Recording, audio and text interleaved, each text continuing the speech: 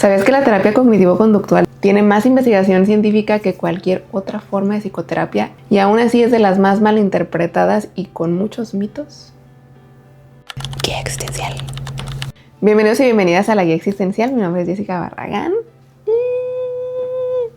¿Me extrañabas? Yo también te extrañaba a ti. Si dijiste que no, yo de todos modos te extrañaba a ti.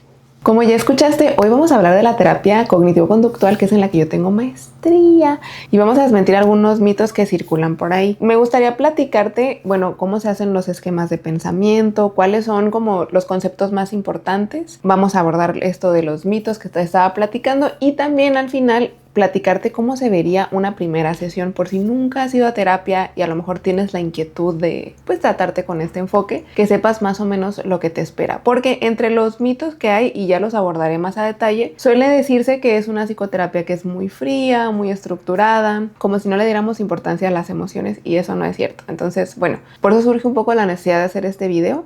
Y sin más, vamos para allá. Primero platicarte que cuando hablamos de terapias cognitivas, no solo es la terapia cognitivo-conductual, o sea, esta es una de ellas, ¿no? También existe, por ejemplo, la de esquemas. Que si quieres un video al respecto, también te puedo platicar porque ¿qué crees? Que tengo un diplomado en ese tipo de terapia. Y ya hablando específicamente de la terapia cognitivo-conductual, pues surge a mediados del siglo XX por el famosísimo Aaron Beck. Él era un psiquiatra con formación psicoanalítica, fíjate qué curioso. Pero él se dio cuenta trabajando con pacientes con depresión que no eran en sí los eventos de la vida lo que los tenía atrapados en pues este ciclo, en esta desesperanza, sino lo que interpretaban de sus vivencias. Y esta es precisamente la base de la TCC. Y es que desde pequeños nuestra mente hace algo extraordinario, que es buscar patrones. Esto para empezar a automatizar información, o sea, ir aprendiendo qué es lo que significa el mundo, las interacciones, incluso el lugar que nosotros ocupamos. Por eso es que cada experiencia significativa, que me refiero a cómo respondían tus cuidadores cuando llorabas, cuando tenías un error, cuando tenías un logro, si el mundo en el que habitabas se sentía caótico, se sentía tranquilo, todo eso va dejando un registro.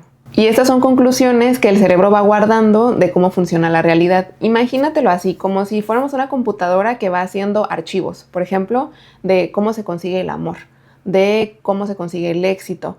Y pues con esto decirte que no basta una sola interacción, sino que estamos hablando de la repetición, por eso te platicaba de patrones. Sí es cierto que hay eventos que son lo suficientemente significativos como para haber ocurrido una vez y que dejen una huella importante, pero la mayoría de estos esquemas que estamos platicando tienen una historia de aprendizaje en la que estas ideas y ciertas conductas se fueron reforzando. Y ahorita ya te mencioné un término que son esquemas cognitivos, y con esto me refiero a estructuras mentales profundas que actúan como el lente a través del cual interpretamos la realidad. A esto me refiero con que no es que veamos las cosas tal cual están ocurriendo, sino a través de un filtro. Y ya te he platicado brevemente en otros videos sobre esas estructuras mentales. De hecho, hay uno dedicado enteramente a las creencias intermedias. Pero bueno, platicarte que hay una división de estas tres estructuras. La primera son las creencias centrales, que son las más arraigadas, las más profundas, incluso difíciles de acceder. Después están, y aquí te hago la referencia de siempre, como si esto fuera un árbol, donde estas son las raíces, y después está el tronco, que serían las creencias intermedias. Aquí estamos hablando de ciertas reglas de cómo funciona el mundo, y las ramitas serían los pensamientos automáticos, que son, como su nombre los dice,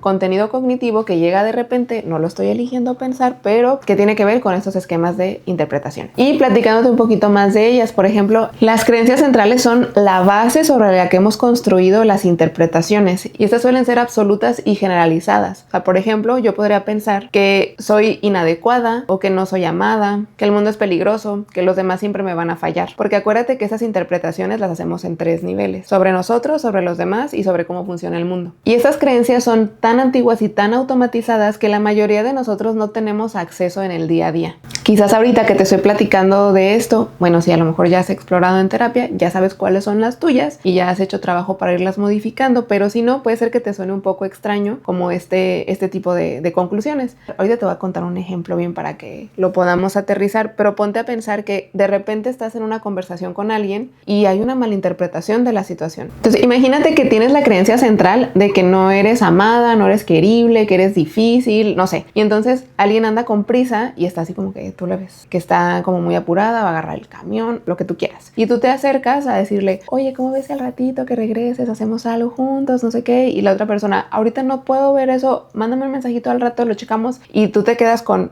claro, Aquí está la confirmación, una vez más, de que no soy una persona amada, porque quiere correr lo más rápido posible de mí, ¿no? Como que hay esa personalización de, a mí no se me ocurre que quiera alcanzar el camión, no se me ocurre que tiene prisa. Yo interpreto esta situación desde, es por mí, porque si me quisiera lo suficiente, a lo mejor pondría más atención, porque ¿qué puede ser tan importante, tan prioritario, tan de urgencia, que no pueda detenerse un segundo a tener una conversación conmigo? Yo sé que ahorita que lo estamos platicando podría sonar exagerado, pero ponte a reflexionar. Todo mundo, cuando llegamos a tener emociones muy intensas, que estamos medio desregulados, nos puede pasar esto, de irnos a pensamientos que suenan un tanto extremos. Y la raíz es precisamente eso, alguna creencia que tenemos sobre nosotros mismos. De hecho, me atrevo a decirte que cuando hablamos de creencias centrales, es el contenido que apunta a nuestro autoconcepto. Y estas son reglas, actitudes y suposiciones que la mente desarrolla para interpretar cómo funciona el mundo. Y desde estas reglas pues lo vamos navegando, desde ahí decidimos que sí, que no, con quién nos relacionamos, qué es bueno, qué es malo. Entonces vamos a decir que la creencia central es soy inadecuado. Y sobre esta creencia entonces sonarían las creencias intermedias como si no lo hago perfecto, confirmo que soy un fracaso. O nunca debo pedir ayuda porque con eso me pondré en evidencia de que no puedo. Y otra vez se confirma, soy inadecuado.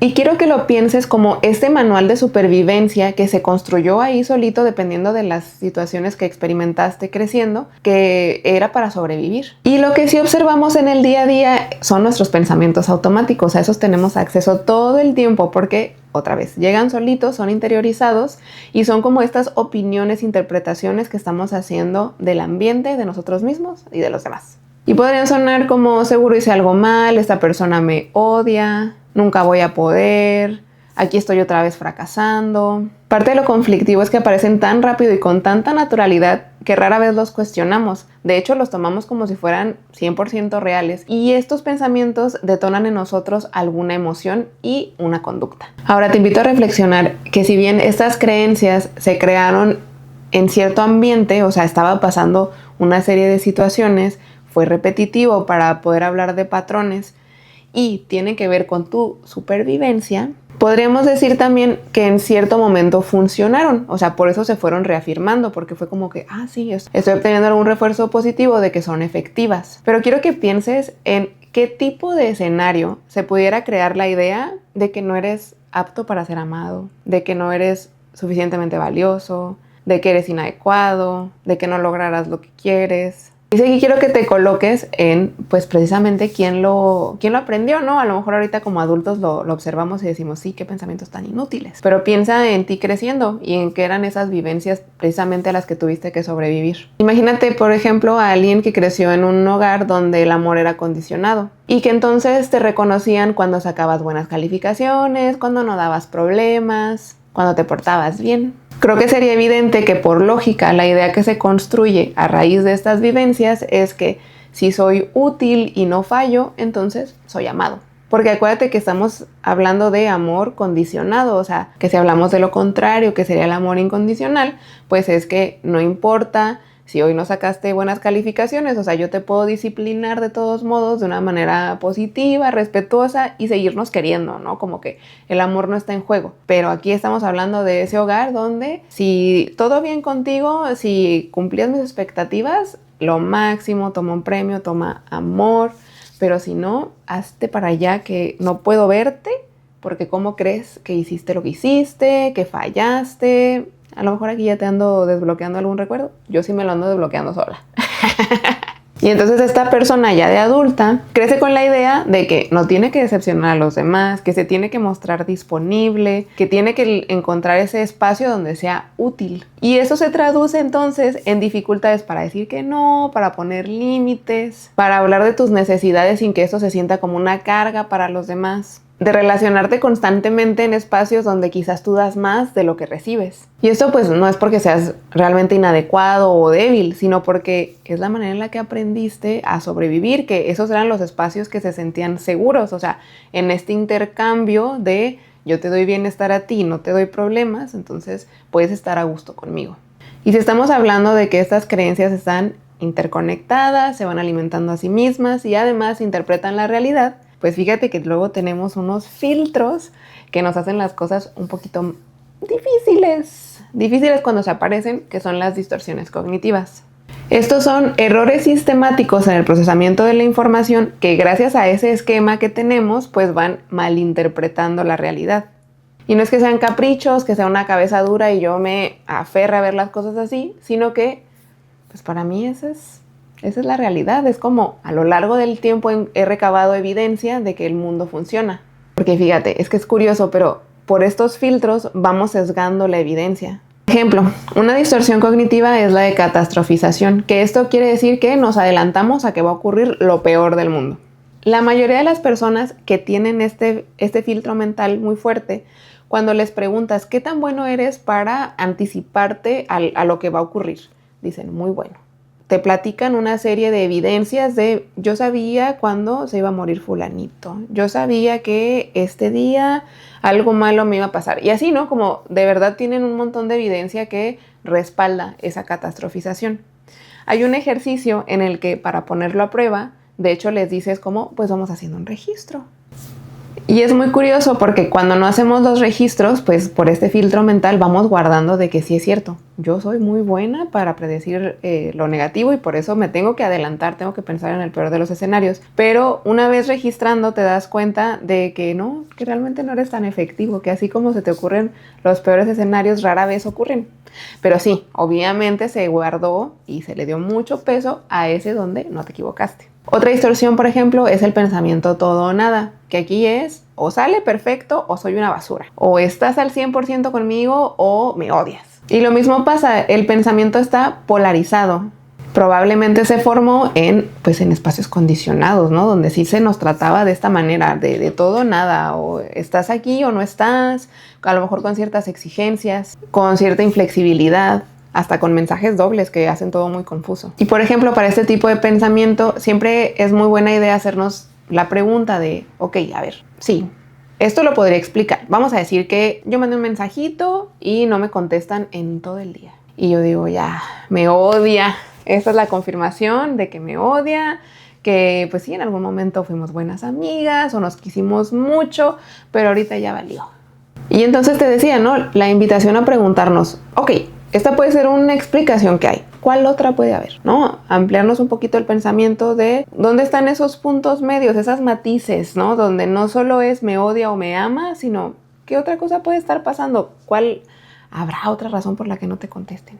Y ahora, yo sé que mucha gente, y esa es una de las malinterpretaciones que hay de este tipo de terapia, luego dice, es que en la terapia cognitiva te haces gaslighting. Y con eso el terapeuta espera que ya no te sientas mal o te invalidas emocionalmente. Y no, de verdad que no se trata de eso. Yo creo que si ya estamos hablando de que estamos observando la evidencia y no te contestan los mensajes y pasa con mucha frecuencia y hay un patrón, entonces, pues bueno, yo creo que ya podremos tener, sí, la evidencia suficiente para decir, aquí no estoy en esta relación, en este vínculo, no estoy obteniendo lo que necesito, lo que quiero. A lo mejor no se explica desde que me odia, pero se explica desde que somos incompatibles, ¿no? Aquí la idea es no quedarnos con ese primer pensamiento, porque muchas veces es una mala interpretación, sino centrarnos en la evidencia que tenemos. Entonces, si estamos hablando de evidencia, no es decirnos un pensamiento positivo solo para no hacernos sentir mal, sino eso, lo que sí está pasando, de lo que sí está ocurriendo, no lo que yo estoy interpretando. Y bueno, hasta aquí la voy a dejar con las distorsiones cognitivas porque ya tenemos un video al respecto donde vamos una por una explicándotelas y dejándote un ejemplo. Se llama ¿Por qué mi mente me engaña? Te invito a que lo veas. Ahí también estoy vestida de verde, ahorita que lo pienso. Pero una Jessica muy diferente, te vas a sorprender. Pero bueno, ahora que ya sabes de dónde vienen, en este conjunto de creencias centrales, creencias intermedias y pues las distorsiones están a nivel de pensamientos automáticos, ya te imaginarás, ¿no? O sea, no es que tu mente trabaja en tu contra, es mala onda, te quiere poner el pie. Es lo que aprendió a hacer. Tenemos toda una historia que reforzó ese tipo de creencias. Por eso vale la pena muchísimo ir a terapia, a cuestionarlas, a confrontarlas, a generar evidencia distinta. Y con eso que te platiqué, entonces ya podríamos entrar en la base de la terapia cognitivo-conductual. La interconexión entre pensamiento, emoción y conducta. Ya lo platicábamos al principio. Aquí la premisa es, yo no reacciono a las situaciones por la situación en sí, por lo que pasó en sí, sino por lo que estoy interpretando que ocurrió. Y ya hablamos de los esquemas que interfieren para que eso suceda. Entonces, dependiendo de esa interpretación, yo voy a tener una respuesta emocional y por lo tanto una conductual. En eso que estábamos platicando de lo del mensaje, imagínate, esa es la situación. No te responden el mensaje. Y el pensamiento es, ya le caigo mal, está desinteresado, igual y nunca me ha querido, solo me hice yo ideas en mi mente, qué mensa. Y pues de una manera muy lógica, la emoción que podría estar ligada a estos pensamientos, pues angustia, tristeza, enojo, desesperación, porque generalmente traemos ahí un coctelito de emociones, no nada más es una. Y las conductas que podrían estarse eligiendo es mandar más mensajes, ¿no? Insistir, a ver qué está pasando, reclamar incluso, ¿por qué me ignoras? O por lo contrario, ya no le voy a mandar. Esta es la última vez, escúchame bien. Hoy, ¿qué día es hoy? 10 de abril es el último día que yo le mando un mensaje a esa persona. Y luego ya en 2 horas te llega la respuesta y tú, ay, ups, jiji, ¿cómo estás? Y entonces, bueno, imagínate que lo que elegiste fue reclamar. Y tú, ¿por qué me odias? Nunca te he interesado, estoy harta de no ser tu prioridad, bla, bla, bla. Y que la otra persona, pues se frustre, ¿no? O sea, o se ponga un tanto a la defensiva, de decir, ah, caray, pues, ¿qué pasó? Y es que imagínate este escenario. Bueno, es el que me imagino yo porque es algo que a mí me pasa. Yo tengo 2 teléfonos. Según yo, agarré teléfono de trabajo y teléfono personal para poder estar más atenta de mis mensajes personales y ahorita estoy ignorando 2 teléfonos porque me abrumo. O sea, tengo mucho trabajo. Entonces, de repente, sí contesto mensajes, cómo no, pero me tardo. Ayer a una amiga pasaron 4 horas después de que escuché su audio para contestarle un mensaje. Sí le dejé al rato te contesto, ¿no? Para que digan, no me está ignorando. Imagínate esto, ¿no? Como yo me pongo a pensar me puse una friega, o sea, estuve viendo pacientes, me fui al gimnasio, como que hice un montón de cosas y a lo mejor recibir ese mensaje en la noche de, ¿te valgo, verdad, Jessica? ¿Tú y yo ni amigas éramos? Pues a mí sí me frustraría. Yo sí pensaría como que, ay, ¿por qué no me entiendes? Ten compasión de mí un poquito, ¿no? Esta es la vida que tengo. Y entonces imagínate que tú eres la persona que estaba teniendo esos pensamientos y yo te digo, no se trataba sobre eso, es que estaba muy ocupada. Esto, en lugar de que tú lo interpretes como, claro, está ocupada. Si tienes la creencia, acuérdate, la creencia central de no ser amada, se va a interpretar desde, es que no soy lo suficientemente buena como para ser lo suficientemente interesante y que Jessica me haga un espacio en su agenda, porque estuvo haciendo otras 1000 cosas más interesantes que yo. Ahora, yo creo que ya con estos ejemplos quedó bastante claro cómo está la relación de estas situaciones interpretadas por nuestros pensamientos que detonan alguna emoción y que con ello elegimos alguna conducta. Y me dirás, oye, pero todo eso sonó sumamente cognitivo. ¿Por qué se llama también conductual? Excelente pregunta. Y es que la conducta no solo es un síntoma del problema, o sea, no solo es lo que yo elegí basado en la malinterpretación, sino que es lo mismo que mantiene mis pensamientos. Por ejemplo, si tú evitas situaciones que te dan ansiedad por proteger tu paz, pues en el largo plazo lo que estás mandando es una confirmación de esta situación era lo suficientemente amenazante y efectivamente peligrosa que por eso la estoy evitando. Con eso decirte que todo eso que evitas por ansiedad, pues no hace que la ansiedad baje en sí. Momentáneamente sí, ¿no? Porque tu sistema nervioso se relaja de decir no me tuve que enfrentar a esta situación amenazante, pero en el largo plazo se consolida. Y es por eso que la TCC trabaja directamente con la conducta, es decir, con técnicas de exposición, de activación conductual, de entrenamientos en habilidades sociales, habilidades cognitivas también, emocionales, incluso en la programación de actividades. Todo esto se trata de poner a prueba nuestros pensamientos. O sea, son estos pequeños experimentos donde, ok, a ver, si yo tengo la idea, por ejemplo, de que todo el mundo me va a juzgar. Hace ratito le estaba platicando a Yani, ¿no? Que cada que veo un comentario, la notificación de que hay un comentario en la guía, yo digo, ay no, es una persona diciéndome que soy estúpida. Yo podría no subir videos para no enfrentarme a esa situación, para no arriesgarme a que pase. Pero aquí estoy, exponiéndome, confrontando ese pensamiento. Y hasta ahorita, hasta el sol de hoy, con 2 años de la guía, nunca me ha llegado ese mensaje. No me la vayas a cumplir, ¿eh? No me vas a decir, pues yo voy a ser esa persona. No te pases, estás mala onda. Pero fíjate, o sea, a 2 años mi pensamiento no se ha confirmado. Y seguramente el día que pase voy a decir, uy, ya pasó, qué feo, ni modo. Pero bueno, espero también acordarme de que en 2 años los buenos comentarios, eso sí, están lloviendo. Entonces, ya te cuento cuando pase. Bueno, ya que entendimos cómo funcionan nuestros esquemas de pensamiento, cómo interpretamos la realidad, porque sentimos cómo nos sentimos y luego actuamos de la manera en la que actuamos, vamos a platicar de los mitos que todavía están ahí alrededor de la terapia cognitiva. Uno de ellos es que la TCC te enseña a pensar positivo. Y es lo que te decía hace rato, ¿no? Hay mucha gente que piensa que se trata de que que te hagas gaslighting, ¿no? De que te digas, no, eso que estás pensando no es cierto. Piensa positivo, piensa cosas bonitas. La realidad es que eso no funciona. O sea, a lo mejor, no quiero que se me echen encima la gente que diga pensamiento positivo, afirmaciones, no. Yo creo que a lo mejor sí te da cierto acompañamiento el estarte recordando, ¿no? Como la vida es bonita. Todo lo que yo quiero lo puedo lograr. Sí, yo creo que sí funciona. La cosa es que aquí estamos hablando de esquemas introyectados con una gran evidencia de que pues así funciona el mundo, ¿no? Entonces no basta con decirnos cosas bonitas, tenemos que intervenir el esquema completo. La idea es que con el trabajo que se hace en sesión podamos crear pensamientos más flexibles, porque no es cambiar un pensamiento negativo por otro. O sea, pienso en la película de Intensamente, en la 2, que Riley tenía la creencia central de soy una buena persona. Y cuando estuvo ahí en este conflicto entre juntarse con las populares y juntarse con sus amigas, ese pensamiento de soy una buena persona o soy una buena amiga se ponía en cuestionamiento, ¿no? Porque ella estaba haciendo cosas que iban en contra de. Y es que así es la vida, no todo el tiempo vamos a ser las mejores personas ni las mejores amigas. Entonces la idea no es pasar de un pensamiento de soy inadecuado a decir soy lo máximo, sino de algo más realista, más flexible. Y es que si te fijas, hay una diferencia enorme, por ejemplo, entre decirnos todo va a salir bien, porque ese es un pensamiento que es hasta pensamiento mágico. ¿Quién sabe si todo vaya a salir bien? En comparación a puedo manejar la situación aunque sea difícil. Eso suena más realista, más flexible, de lo que incluso podríamos recabar suficiente evidencia. Otro mito es que la TCC no trabaja el pasado, sino solo el momento presente.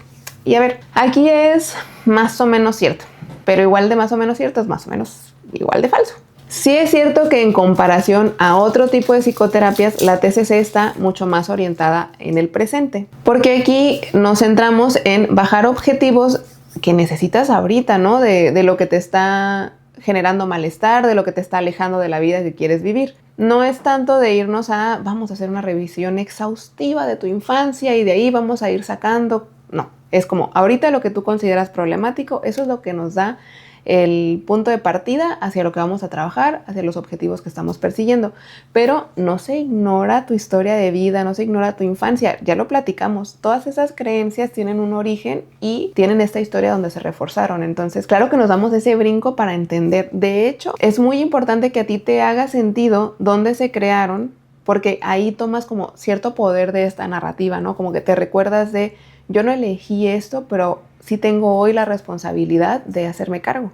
Y es que sí, más que irnos a excavar indefinidamente en tu pasado a ver qué onda, qué sacamos, aquí nos preguntamos qué estás viviendo hoy y cómo ese aprendizaje del que estamos platicando pues está afectando tu día a día, ¿no? Porque te decía hace ratito, estos esquemas tuvieron sentido y seguramente funcionaron en algún momento y te ayudaron a sobrevivir. Pero ahorita si tu vida evolucionó, si te creaste mejores escenarios, pues afortunadamente ya no los necesitas.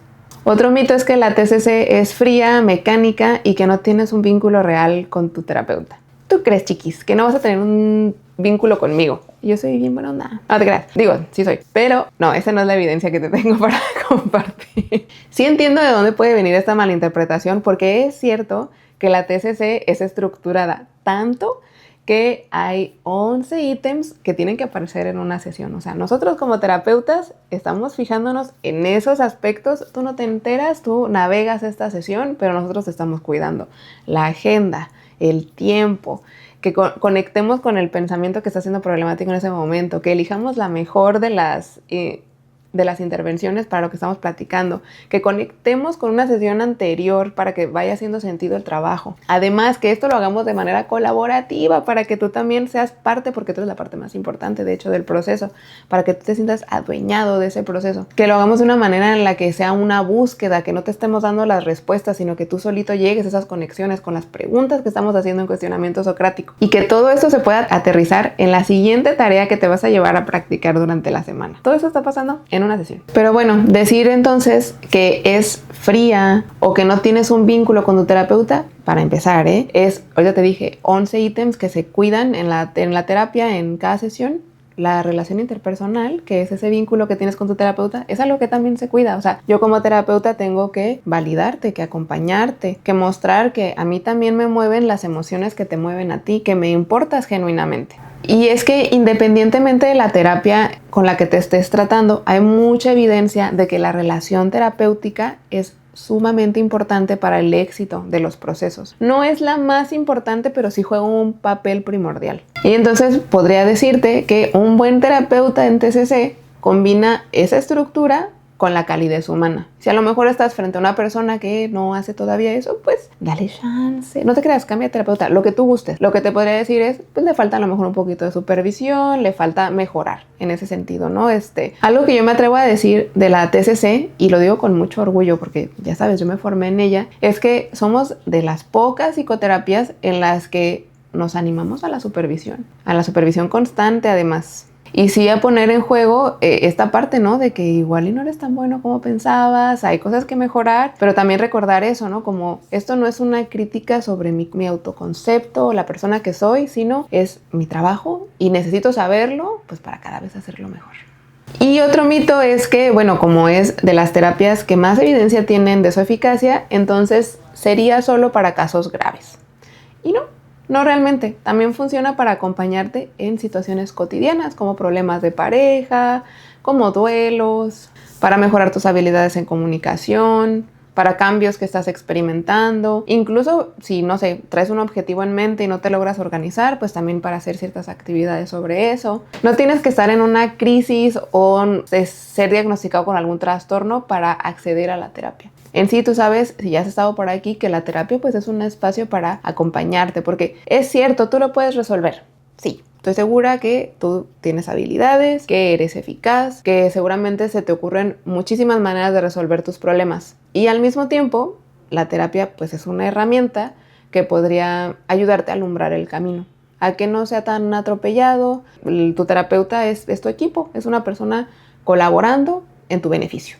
Ahora sí, vamos a platicar sobre la primera sesión, qué esperar, ya sabes, de qué se va a tratar más o menos. Y es que, mira, es muy normal sentir temor, sentirte incluso un poquito nervioso, nerviosa cuando vas a tener tu primer terapia de la vida o pues cuando estás cambiando de enfoque, porque la mayoría de nosotros no sabemos de qué va la terapia y eso está bien, ¿no? Esta información no tiene que estar como en tu expertise. También claro que es muy normal pues sentir temor ante lo desconocido y como cierta expectativa. Creo que además esos temores los podría alimentar los mitos que ya pasamos. Y bueno, a mí me interesa mucho que lo platiquemos porque creo que este temor a veces es una barrera entre alguien y el apoyo que necesita. Entonces, ojalá que si tú estás a lo mejor ahí ya coqueteando con la idea de empezar terapia y desde este enfoque, que como te digo tiene muchísima evidencia de su eficacia, pues que te sirva este video para acompañarte y te animes a tomar el primer paso. Y bueno, es muy probable que antes de tu primer sesión ya hayas tenido cierto contacto con tu terapeuta, ¿no? Que ya se hizo un intercambio para conocer un poco de qué trata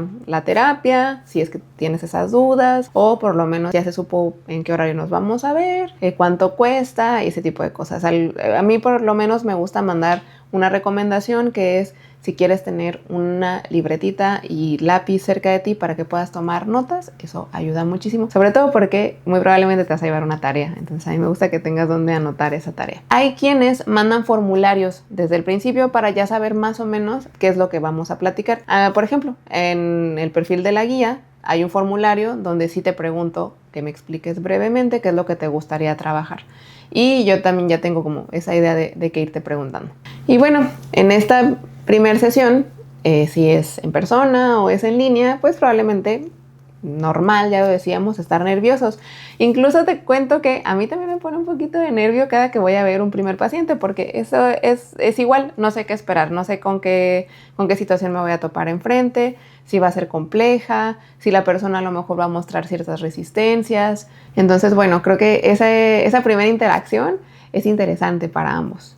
Y lo más común, pues, es que tu terapeuta se presente, te explique el modelo así brevemente con el que se va a trabajar, te dé verbalmente o puede ser también por escrito el consentimiento informado, que es aquí prácticamente platicar que todo lo que se habla en sesión es confidencial, que de la única manera en la que esto cambiaría es si se detecta que tu vida o integridad, la de otra persona, está en riesgo. Y esta parte pues no es como que burocracia, ¿no? Sino es el planteamiento del espacio seguro, para que tú sepas que puedes hablar libremente y que tus palabras, tu información está siendo cuidada. Y generalmente, que me atrevería a decir que casi siempre, esta primera sesión es una entrevista. Y platicamos de por qué estás aquí, ¿no? ¿Qué fue lo que te hizo querer tomar terapia? Esa inquietud que tienes. Y empezamos con una exploración sobre qué podría estar manteniendo esa situación, qué la hace más difícil, qué has hecho que la ha mejorado. Y aquí decirte que no tienes que saberlo todo ni tienes que dar las respuestas perfectas o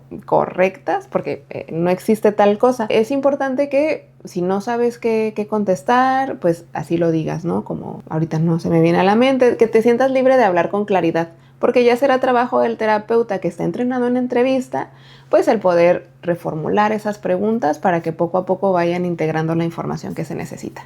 Y pues se va a hacer un recorrido por tu historia de vida, no a profundidad porque eso pues ya va durante las sesiones, pero sí de con quién te relacionas, quién es importante en tu vida, si has tenido experiencias previas en terapia, cómo esto que estás platicando que te gustaría trabajar afecta a tu vida en tus relaciones, en tu trabajo, en la escuela, para saber pues a qué magnitud está la situación. Y también pues como somos terapeutas cognitivos, nos vas a escuchar preguntarte a cada rato ¿y tú qué piensas? ¿No? Como de tal situación, ¿qué interpretas? ¿Qué fue lo que pensaste? ¿Qué fue lo que sentiste? ¿En qué parte de tu cuerpo lo sentiste? Todo eso es lo que nos va ayudando a crear la conceptualización del caso, que otra vez desde el modelo cognitivo-conductual, pues es que vamos generando esto de, probablemente la creencia central es tal, y las intermedias son estas, los pensamientos automáticos que me están mostrando son estos, las situaciones que lo activan suelen ser estas, las emociones presentes estas, y la manera en la que lo afronta, esto. Entonces, alrededor de esos componentes es que van las preguntas. Y es que así es como podemos hacer el mapa de cómo está funcionando esa situación, cómo se va reforzando también y por lo tanto, qué es lo siguiente que vamos a trabajar, qué habilidades necesitas entrenar, qué distorsiones están presentes. Ya hablaremos pues de técnicas cognitivas, emocionales, conductuales, dependiendo del caso. Y normalmente al final de esta primera sesión, el terapeuta hace un resumen de lo que se platicó y se bajan objetivos. No es que el terapeuta te diga, bueno, con esto que me platicaste lo que vamos a trabajar es tal. No, esto es colaborativo, acuérdate. Se hace la pregunta, ¿no? Como precisamente con esto que hemos platicado, ¿qué sería lo que te gustaría perseguir? Y es que algo que pasa mucho en la terapia cognitiva, que si tú ya vas, pues seguramente lo has notado y si no, ahí lo verás, es que se está reafirmando frecuentemente la información, porque nosotros sabemos que también tenemos distorsiones cognitivas, que también interpretamos desde esquemas, entonces lo mejor es estar corroborando de a ver si entendí bien. Lo que me estás diciendo es esto, esto y esto, y a la otra persona dice sí. Y entonces continuamos. Lo mismo pasa y es muy importante que ocurra, de hecho, cuando bajamos los objetivos, ¿no? Que se reafirme lo que tú quieres trabajar es esto y esto y esto, y entonces adelante. Y como te decía, pues muy probablemente tendrías tu primer tarea ese día, que esa tarea dependerá de los objetivos. Y también pues se va a platicar de la frecuencia en la que se van a ver. También si es necesario pues activar algún protocolo, si es útil o no que contactes a tu terapeuta entre sesiones. Ese tipo de cosas se ven también ese día. Y bueno, contarte que es muy normal que esa primera sesión te quedes movidito de emociones. O sea, generalmente entre lo que se contempla también es pues acompañarte para que si se movieron algunas emociones también te quedes un poquito más tranquilo al final de la sesión. Pero pues es normal, ¿no? Que de repente, si es la primera vez que vamos a terapia y estamos verbalizando por fin lo que no le hemos dicho a nadie, pues es una situación interesante, importante para nosotros. Así que es muy normal que te quedes como con esos sentimientos. También decirte, y bueno, a mí es algo que me gusta platicar desde el principio, que a lo mejor en esta sesión no te vas con todas las respuestas. Generalmente yo me atrevo a decir que como sí se va construyendo un esquema, por lo menos sí te das una idea de qué es lo que te está pasando. Y eso alivia muchísimo, ¿no? Porque ves enfrente de ti a una persona que está entendiendo el proceso. Pero pues no te vas ya con, ay, wow, hoy conectó todo y hoy ya lista. No, pues es el principio. Y ahora, ya que te platiqué esto, decirte algo que es bien importante. No todas las terapias tienen el mismo respaldo científico que tiene la TCC. Hay muchas modalidades que son populares, que en teoría suenan bien, que incluso hasta pudieran sonar así atractivas cuando ves un video. Pero, que muchas de ellas son pseudoterapia. ¿A qué me refiero con esto? Pues que las técnicas que se utilizan no tienen evidencia de su eficacia, o sea, que de repente dices, pues a lo mejor sí me sentí bien, pero pudo ser una situación que se resolvió con el tiempo, o que te sientes bien porque te desahogaste, pero no realmente porque esa intervención que hizo la persona que se hace llamar terapeuta fue la que hizo el cambio. Si quieres saber un poquito más, estar como más informado de cómo tomar esta decisión, tengo un video sobre cómo elegir a tu terapeuta, te invito a que lo veas. Y es que mira, esto es bien importante porque a mí me vuela mucho la cabeza, ¿no? Cuando estamos hablando de ir a atención médica, generalmente pues buscamos como personas con experiencia, que nos hagan buenas recomendaciones, no sé, como que decimos, oye, es que si un cirujano, no voy a ir con cualquier cirujano, ¿no? Queremos ir con el mejor. Y pareciera que no le damos la misma seriedad a la salud mental. Y yo sé que me vas a decir, es que cuando estamos hablando de una cirugía, es una situación de vida o muerte. La terapia también. No quiero ser aquí alarmista, pero nosotros también salvamos vidas. De hecho, también la diferencia, o sea, así de grave es, y te lo digo, en ese video, ve a verlo, me enojo, me pongo triste, me pasan muchas emociones al mismo tiempo en ese video, pero es que esto es serio, ¿no? Y creo que hay que darle ese espacio a... Una buena intervención puede cambiarte la vida, puede hacértela más ligera, y una mala intervención pudiera ponerte en una situación de riesgo. Entonces, sé muy responsable con quién eliges para acompañarte. También tenemos un video un poquito más ligero sobre esto, sobre experiencias en terapia. Es en el formato de chismecito, se llama Frases que te dicen en terapia y te cambian la vida. Aquí platicamos pues de como muy buenos momentos y también de algunos no tan buenos. Digo, aquí lo platicamos de una manera más ligera, pero de verdad, esto bien importante que lo tengas en cuenta. O sea, tu tiempo, tus esfuerzos son bien valiosos, tu dinero también. Entonces, revisa bien en quién estás invirtiendo. Y bueno, decirte que no solo es la terapia cognitivo-conductual, también es la DBT, ACT, FAP. Afortunadamente ahorita ya hay muchas más terapias que las podrías encontrar como terapias de tercera generación. Incluso ya nos estamos moviendo a la cuarta generación. Qué bueno que la psicología está evolucionando, que cada vez nos estamos acercando a hacerla más científica, y tú como consultante, como paciente, tienes el derecho a saber qué es lo que sí funciona y qué es lo que no, pero también pues otra vez es tu responsabilidad y está en tus manos seguirte informando al respecto. Oye, y si a estas alturas del video todavía no le has dado like, no me has seguido, no me has dejado un bonito mensaje, pues este es un excelente momento para que lo hagas. Me gustaría saber qué otras dudas tienes, de qué tema te gustaría que habláramos, que a lo mejor pues dices, ya lo he visto incluso en otro contenido, pero quiero que lo abordes tú, adelante. O también si es algo que dices, oye, nunca lo he visto, pero a lo mejor Jessica sabe, vemos, aquí lo checamos en los comentarios. Y bueno, nada más recordarte que la terapia no es para personas enfermas, rotas, que no se adaptan a la vida, no. Son para personas que son responsables de sí mismas, que se animan a conocerse mejor, a contactar con eso que duele y pues que están cada día más cerca de una vida mucho más valiosa, mucho más alineada, más en congruencia. Muchas gracias por llegar hasta aquí y recuerda seguir habitando tu vida con curiosidad y ternura. Nos vemos en la próxima.